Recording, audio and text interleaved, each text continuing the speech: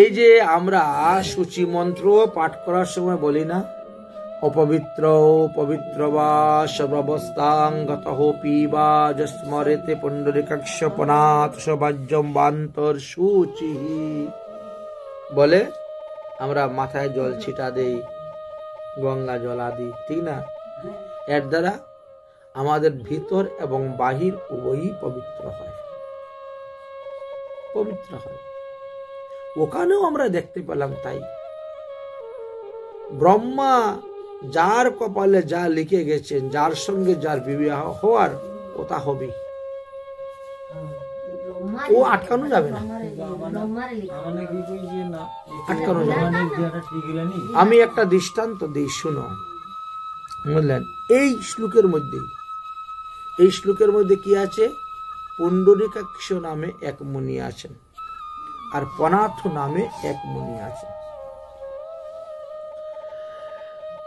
কোন কোন শ্লোকের মধ্যে পনাতুর নাম পাওয়া যায় না, আবার কোন কোন শ্লোকের মধ্যে পনাতুর নাম আছে। বুঝতে পেরেছেন? আছে। পুণ্ডরিকাক্ষ মুনি উনি তপস্যা করে সিদ্ধি লাভ করেছেন।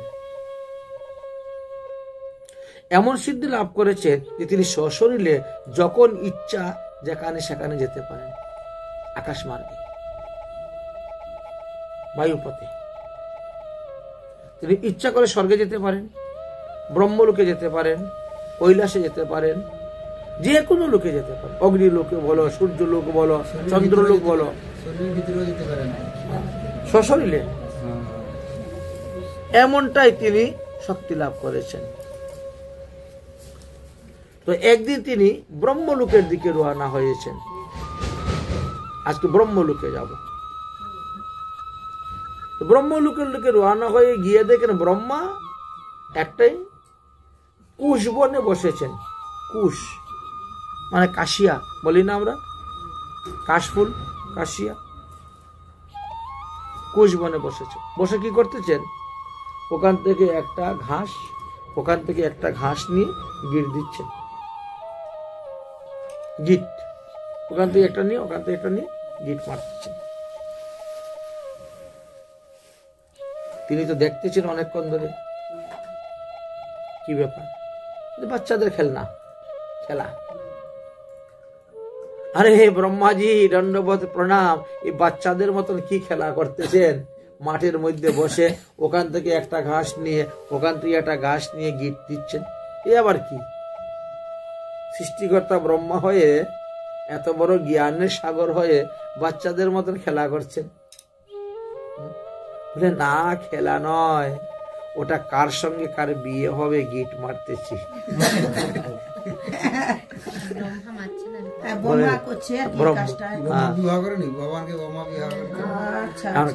কার সঙ্গে কার বিয়ে হবে ওই আমি গিট মেরে রেখে দিচ্ছি, বলে বাহ, তাহলে সুন্দরী হলো কথা। এবার তাহলে আপনি কৃপা করে বলুন, আমার বিয়ে কার সঙ্গে হইবে, কোথায় আমি বিয়ে করবো? সাক্ষাৎ সামনে পেয়ে গেছে, আর কি ছাড়া যায়? ব্রহ্মা তখন বলছেন, তোমার বিয়ে তো হবে একটা নমশূদ্রের মেয়ের সঙ্গে। কুলে কত বড় কলঙ্ক, কত বড় কালি। আমি এত বড় একজন মুনি, আমার বংশ মুনি বংশ, আর আমি করব নাকি একটা শূদ্রের মেয়েরই বিয়ে? নিচু জাতি। তাও তার বাবা মাছ বিক্রি করে, মাছ ধরে মাছ বিক্রি করে, কৈবর্ত যাইলে। হ্যাঁ, আর তার মেয়েকে আমি বিয়ে করব? এটা অসম্ভব, এটা হতেই পারে না। বলে বাবা, তোমার তো নির্বন্ধন করা হয়ে গেছে, গিট মেরে রেখে দেওয়া, অসম্ভব। এই বিয়ে আমি কখনো করবো না। বর্ণ সংকর উৎপন্ন হইবে, তারপরে মান সম্মানের ব্যাপার আছে না, বংশের। বলেন এই মেয়ের বাড়ি কোথায়, তার বাবার নাম কি, মায়ের নাম কি, গ্রামের নাম কি, থানার নাম কি, জেলার নাম কি, সব ব্রহ্মা তো হুড় করে বলে দিচ্ছেন। ব্রহ্মার কথা মতো সমস্ত লিখে নিয়ে চলে এসেছে ব্রহ্মলোক। ওই বাড়িতে এসে উপস্থিত, একেবারে ঠিকানা অনুসারে ওই বাড়িতে এসে উপস্থিত হয়েছে। তারাও একজন মুনি দেখে সবাই মুনিবর আসুন আসুন আসুন, কত আদর করে যত্ন করে তিনাকে এনে বসাইল, পাদ্যার্ঘ দিল, দিয়ে শ্রদ্ধা ভক্তি দিয়ে আরতি রতি সবকিছু করলো। করার পরে বলছেন, আপনি যখন এসেছেন দুপুর বেলা আমাদের বাড়িতে, একটু সেবা করুন। যদিও আপনি আমাদের হাতে খাবেন না, আপনি নিজের হাতে নিজে রান্না করে সেবা করুন। আমাদের এমনি আবার নিরামিষ হাঁড়ি কড়াই আছে, সপ্তাহে একদিন প্রত্যেক রবিবারে আমরা নিরামিষ খাই, এই জন্য নিরামিষ হাঁড়ি কড়াই আছে। আপনি উঠানের মধ্যে একটা গর্ত করে 3টা ইট দিয়ে একটু রান্না করে সেবা করুন। তখন পুণ্ডরীকাক্ষ মুনি বলছেন, বুঝছেন, আমি তোমাদের বাড়িতে রন্ধন করে সেবা করতে পারি, কিন্তু আমার একটা শর্ত আছে। হ্যাঁ বলুন, কি শর্ত? শর্ত হলো, আজকে রাত্রে তোমার মেয়ে আমার সঙ্গে এক ঘরে ঘুমাতে হবে।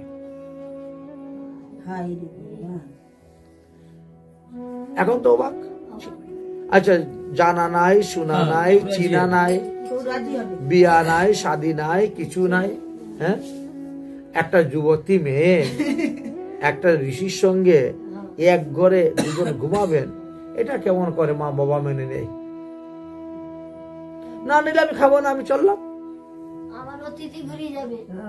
আবার চিন্তা, হ্যাঁ, অতিথি যদি উপবাস থেকে চলে যায়, বিমুখ হয়ে চলে যায়, তাহলে ধর্ম সব হয়ে যাবে, শ্মশান হয়ে যাবে এই ঘরটা।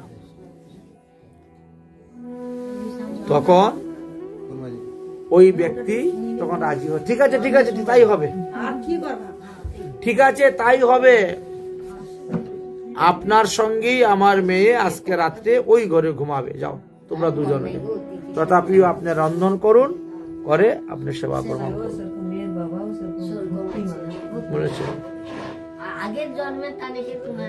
এইবার উনি তো রান্না করেছেন, খাওয়া দাওয়া করেছেন, খাওয়া দাওয়া করে গিয়ে তিনি ঘরে ঘুমিয়ে পড়েছেন, একদিকে পাশ হয়ে ঘুমিয়ে পড়েছেন।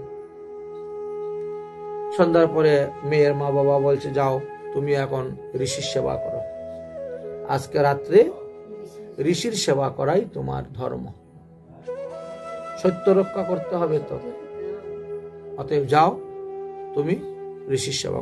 ঋষি যেভাবে সেবা করতে চায় ওইভাবেই সেবা করবা, যেভাবে সে সেবা সন্তুষ্ট হয় তুমি সেইভাবে সেবা করবা, যাও। মা বাবার আদেশ দিলে চলে গেল, দরজা বন্ধ করে দিয়ে মেয়েটা দেখলো ঋষি এক পাশ দিয়ে পালঙ্কের এক পাশে ঘুমিয়ে আছে। তো মেয়েটা গিয়ে আবার পালঙ্কের ওই পাশে ঘুমিয়েছে। মনে তো একটু ভয় থাকেই, জানা নাই, শোনা নাই, চিনা নাই। তার মধ্যে কথা হলো তিনি আবার সাধু মানুষ,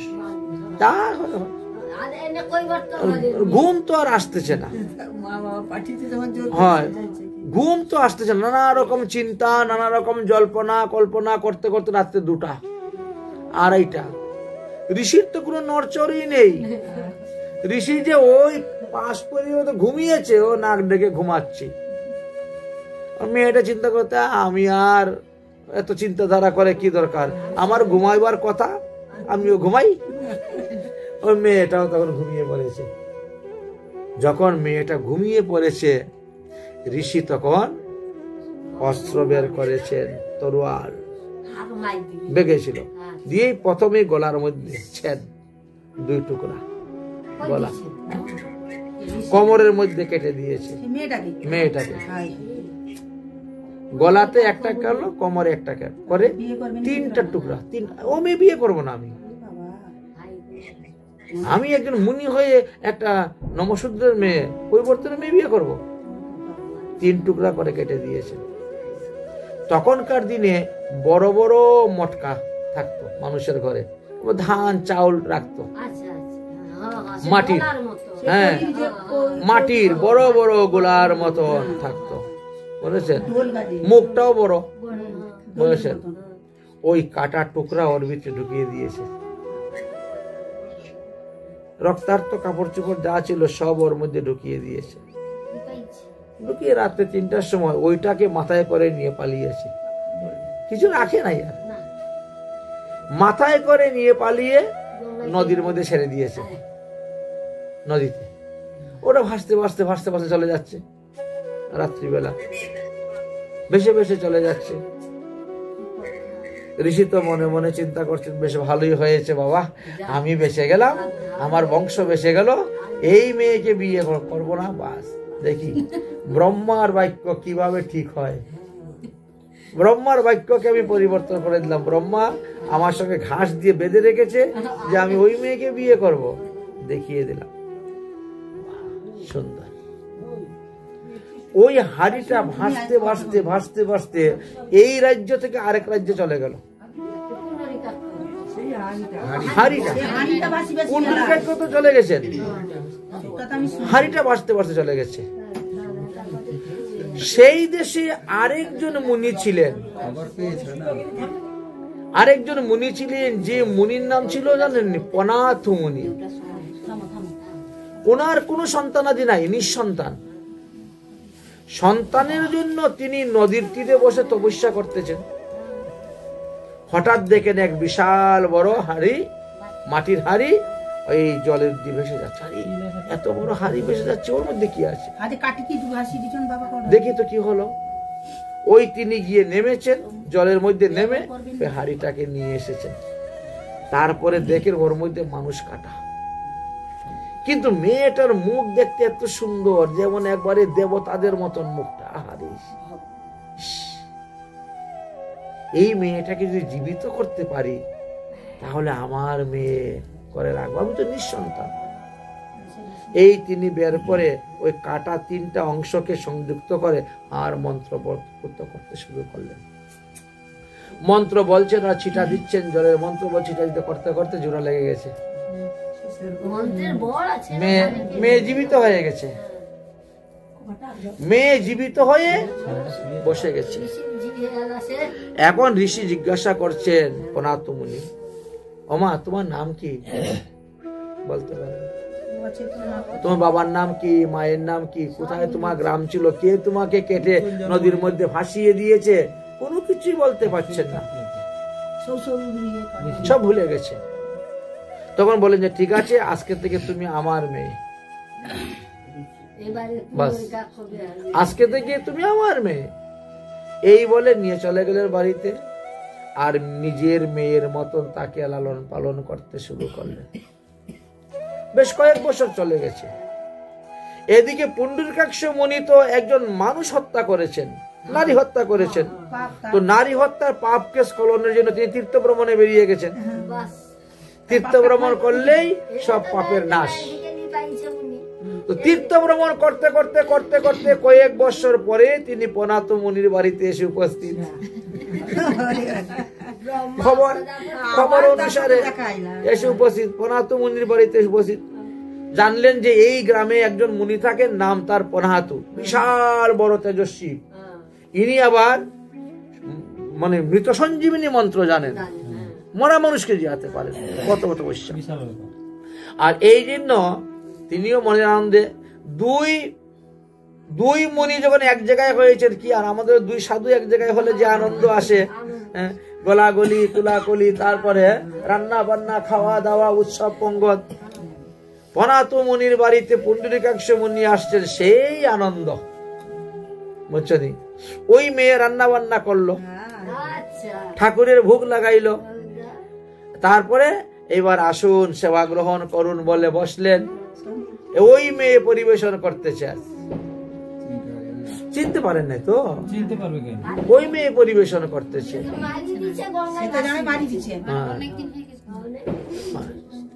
এবার পুণ্ডরীকাক্ষ মুনি ওই মেয়েটাকে দেখে বড়, কি সুন্দর মুনির মেয়ে রে, এই মেয়ে বিয়ে করলে তো আমার বংশ উজ্জ্বল হবে, আমার বংশের মুখ উজ্জ্বল হবে। হ্যাঁ, পনাথ মুনির মেয়ে বিয়ে করেছে, কম ব্যাপার নাকি, বিশাল নাম দাম হবে। তাই তিনি নিজেই প্রস্তাব দিচ্ছেন এই যে হ্যাঁ মুনিবর, এই যে মেয়েটা আমাদেরকে পরিবেশন করতেছে ওকে, আমার মেয়ে। আপনার মেয়ে? মেয়ে তো বিবাহের উপযুক্ত, কোনো পাত্র দেখেছেন? বলে না, এখনো দেখি নাই কোনো ছেলে টেলে। পুণ্ডরীকাক্ষ মুনি বলছে আমিও তো বিয়ে করি নাই, যদি পছন্দ হয় আমাকে দিয়ে দেন, আজকে বিয়ে হয়ে যাক। আপনার মেয়েকে দেখে আমার খুব ভালো লেগেছে। ও সুশীলা মেয়ে, এত সুন্দর রান্না বান্না, এত সুন্দর ঠাকুর সেবা, এত সুন্দর পরিষেবা, সুন্দর রান্না করেছে, খুব সুস্বাদু হয়েছে। রান্না বান্না খাওয়া দাওয়া করেনি, একেবারে গদ। যদি আপনি কোনো কিছু সংকোচ না করেন, আমি কিন্তু এক পায়ে দাঁড়িয়ে আছি আপনার মেয়েকে বিয়ে করার জন্য রাজি। পনাত মুনি বলছেন তাহলে আর বিলম্ব কেন? ভগবান তো ভালোই জুটিয়ে দিয়েছে, জামাই নিজের বাড়িতেই এসে গেছে, জামাই আর খুঁজতে হলো না। গোধূলি লগ্নেতে বিবাহ দিয়ে দিলেন। বিয়ে টিয়ে করে বেশ কিছুদিন শ্বশুর বাড়ি থাকলো, থেকে ডেকে বলছে এবার আমি যাই দেশে। বলে যাও, তোমার বউ নিয়ে যাও তুমি তোমার। এবার তো সে নিয়ে গেছে, তার বাড়িতে নিয়ে সে রেখেছে। রেখে টেকে বলছে এইবার ব্রহ্মাকে গিয়ে ধরবো। হ্যাঁ, এইবার ব্রহ্মাকে গিয়ে ধরবো, যে ব্রহ্মার সব মিথ্যা। এবার তিনি রওনা হয়েছেন আবার সেই ব্রহ্মলোকে। হ্যাঁ, ব্রহ্মলোকে গিয়া থেকে ব্রহ্মা আবার ওইভাবেই বাদাবাদি চলতেছে। এখন পুণ্ডরীকাক্ষ মুনি বলছেন ব্রহ্মাজি ওইসব বন্ধ করুন নাটক, আর ওই ঘাস থেকে ওই ঘাসে নিয়ে বাঁধতে হবে না। বলে কেন? বলে আপনি যে বললেন আমাকে আমি নমশূদ্রের মেয়ে বিয়ে করব। দেখেন আমি পনাত মুনির মেয়ে বিয়ে করেছি, আর ওই নমশূদ্রের মেয়েকে কেটে 3 টুকরা করে নদীতে ভাসিয়ে দিয়েছি। দেখলেন তো বিয়েটা পনাত মুনি। তো ব্রহ্মা হাসছেন। ব্রহ্মা তখন হাসছেন, বলছে আপনি হাসছেন কেন পাগলের মতো? বলে হাসবো না, তুমি যাকে বিয়ে করেছো ওই নমশূদ্রের মেয়েই ছিল। বলে কেমন করে হলো? আমি তো কেটে, তুমি কাটে ভাসিয়ে দিয়েছো আর উনি জীবিত করে দিয়েছে। পনাত মুনির এতটা শক্তি যে তিনি জীবিত করে দিয়েছেন। হ্যাঁ, জীবিত করে দিয়েছে। তখন তো বলে না, এটা হতেই পারে না। বলে হতে পারে না? তুমি ভালো করে চেয়ে দেখো, তোমার স্ত্রীর গলাতে এখনো দাগ আছে, কাটা দাগ। কোমরের মধ্যে দেখিও এখনো দাগ আছে, কাটা দাগ। আমাদের হাত পা যদি কেটে যায়, জ্বালা লাগলে পুরো দাগ বুঝেছেন, ওটা কিন্তু সহজে মিটে না। তো দাগটা তো এখনো আছে, তুমি বিশ্বাস না করো, যাও গিয়ে দেখো। এইবার তো শেষ হয়ে যায়। সত্যি যদি আপনার কথা হয়ে থাকে ব্রহ্মা, আমি এই স্ত্রীর ঘর করব না, এই স্ত্রীর ঘর সংসার করব না, একে আমি আবার কেটে টুকরো টুকরো করে, এইবার আমি ওকে কেটে টুকরো টুকরো করে কুকুরকে দিয়ে খাওয়াবো, শিয়াল কুকুরকে দিয়ে খাওয়াবো, তাও তার সঙ্গে ঘর করব না, আমি নমশূদ্রের মেয়ের ঘর করবো। ব্রহ্মা পড়লেন এখন বিপদে। সত্যি কথা বললেও তো দেখি বিপদ। আগে মানুষ মিথ্যা কথা বলে না পাপের ভয়ে, আর এখন সত্যি কথা বলে না বিপদ আসবে বলে। ব্রহ্মা তখন তাড়াতাড়ি দৌড়ে মহাদেবের কাছে গিয়েছেন। ভাই মহাদেব, তুমি তো সংহার কর্তা, হ্যাঁ, তুমি আমার অমুককে রক্ষা করো, আমি তো বলে দিয়েছি, এখন তো গিয়ে কেটে ফেলে দিবে।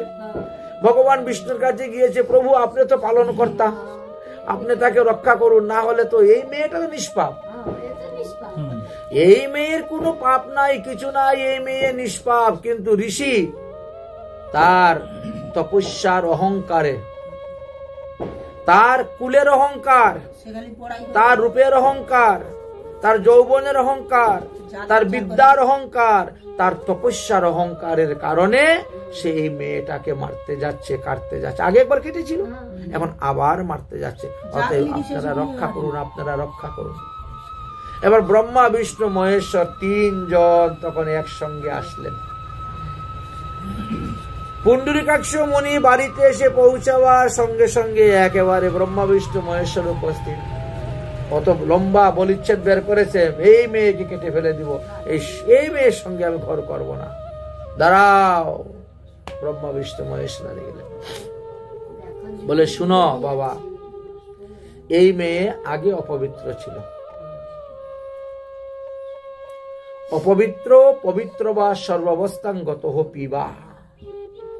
আগে যে সে অপবিত্র ছিল সেটা বাদ দিয়ে দাও, সর্বাবস্থাঙ্গত পিবা, যেটা গত হয়ে গেছে ছেড়ে দাও। এখন সে পনাতুর মেয়ে, পনাতু তাকে জীবন দান দিয়েছে, প্রাণ দান দিয়ে তার নতুন জন্ম হয়েছে। দীক্ষা গ্রহণ করলে পরে যেভাবে আমাদের নতুন জন্ম হয় সেইভাবে জন্ম হয়েছে তার নতুন। আর এই জন্মে সে পনাতু ঋষিরই কন্যা, বুঝেছেন? হ্যাঁ, আর সেই তোমাকে কন্যা দান করেছে। অতএব ও আর অপবিত্র নাই, ও পবিত্র হয়ে গেছে। এই জন্যই তো সে আর মাছ মাংস খায় নাই, মুনির সন্তান হয়ে নিরামিষ খেয়েছে। অতএব অপবিত্র পবিত্র বা সর্বাবস্থাঙ্গত পিবা যস মরেত পুণ্ডরীকাক্ষ পনাতু সবাজ্যবান্তর সূচি। আজকে থেকে যে ব্যক্তি পুণ্ডরীকাক্ষ পনাতুর নাম উচ্চারণ করবে তার বাহির এবং ভিতর শুদ্ধ হয়ে যাবে। এই মন্ত্র বলে যিনি ছিটা দিবেন তার মঙ্গল হবে, কল্যাণ হবে, সে শুদ্ধ হয়ে যাবে। এইভাবে দেখেন এই মন্ত্রের উৎপত্তি হয়েছিল। হ্যাঁ, তিনজনে এই বিধান দিয়েছেন। এই জন্য একে বলা হয় কি মন্ত্র স্নান, একে মন্ত্র স্নান বলা হয়। বুঝতে পেরেছেন? এই যে আমরা অপবিত্রতা হইলে এইভাবে জল নিয়ে ছিটা দেই, তৎক্ষণাৎই আমরা বৈদিক বিধি অনুসারে শুদ্ধ হয়ে যাই। এই জন্য ঠাকুর ঘরে যখন যাবেন বা তখনও এইভাবে জল ছিটা দিয়ে তারপরে ঠাকুরের কাজ করবেন।